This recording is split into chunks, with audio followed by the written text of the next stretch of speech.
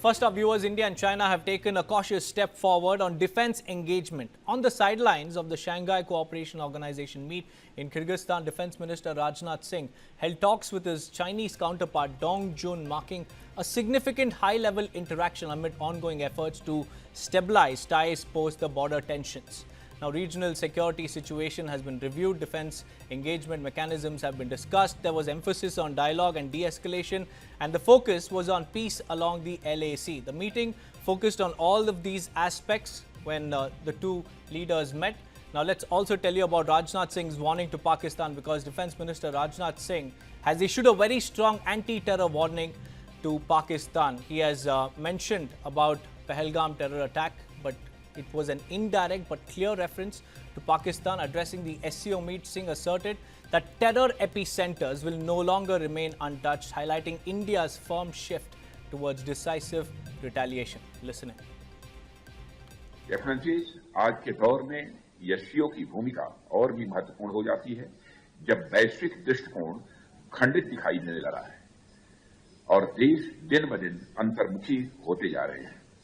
वर्तमान समय में दुनिया एक ऐसे मोड़ पर खड़ी है जहां बढ़ता यूनिलैटरलिज्म और कॉन्फ्लिक्ट एक कठोर सच्चाई बनकर सामने आए हैं। सहमत की बुनियाद कमजोर पड़ती दिख रही है और मतभेदों का स्वर पहले से अधिक मुखर हो गया है।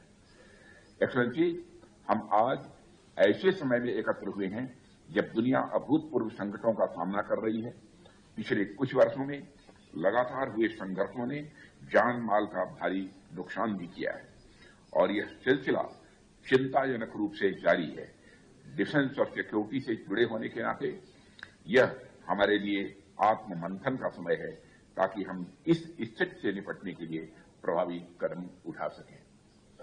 एक्सेलेंसी, इसी समय हम एक्सट्रीमिज्म, रेडिकलिज्म और टेररिज्म के रूप में एक और गंभीर चुनौती का सामना कर रहे हैं। आज के उभरते वर्ल्ड ऑर्डर में आतंकवाद सबसे बड़ा खतरा बनकर सामने आया है। इसी पृष्ठभूमि में एससीओ एक ऐसे ऑर्गेनाइजेशन के रूप में सामने आया जो हमारे शेयर्ड वैल्यूज पर आधारित है। इस संगठन ने हमेशा आतंकवादी विचारधाराओं और गतिविधियों की कड़ी निंदा की है और आतंकवाद के विरुद्ध सामूहिक संघर्ष को अपना आधार बनाया है। इसलिए आतंकवाद के खिलाफ लड़ाई इस संगठन के मूल सिद्धांतों में शामिल है। एक्सेलेंसी, पिछले वर्ष तियानजिन डिक्लेरेशन ने आतंकवाद के विरुद्ध हमारे दृढ़ और एकजुट रुख को स्पष्ट रूप से सामने रखा था। कुछ ही दिन पहले 22 अप्रैल को हमने पहलगाम में हुए भीषण आतंकी हमले के पीड़ितों को श्रद्धांजलि दी है। उस घटना ने न केवल एक क्षेत्र बल्कि पूरी मानवता को झकझोर कर रख दिया था। ऑपरेशन सिंदूर के दौरान हमने यह स्पष्ट कर दिया कि आतंकवाद के केंद्र अब सजा पाने से किसी प्रकार से बच नहीं सकते। आतंकवाद और उसके समर्थकों के प्रति यह हमारे जीरो टॉलरेंस के दृष्टिकोण का प्रमाण था, जिसे एक प्रतिष्ठित मंच ने भी स्वीकार किया है। लेकिन हमारी कलेक्टिव क्रेडिबिलिटी अपनी कसौटी पर तब खरी उतरती है जब इसकी निरंतरता बनी रहे। हमें यह नहीं भूलना चाहिए कि आतंकवाद का न कोई देश होता है और न कोई धर्म। टेररिज्म और इनोसेंट ह्यूमैनिटेरियन लॉस के लिए कोई भी वजह, चाहे वह वास्तविक हो या काल्पनिक, जायज नहीं है।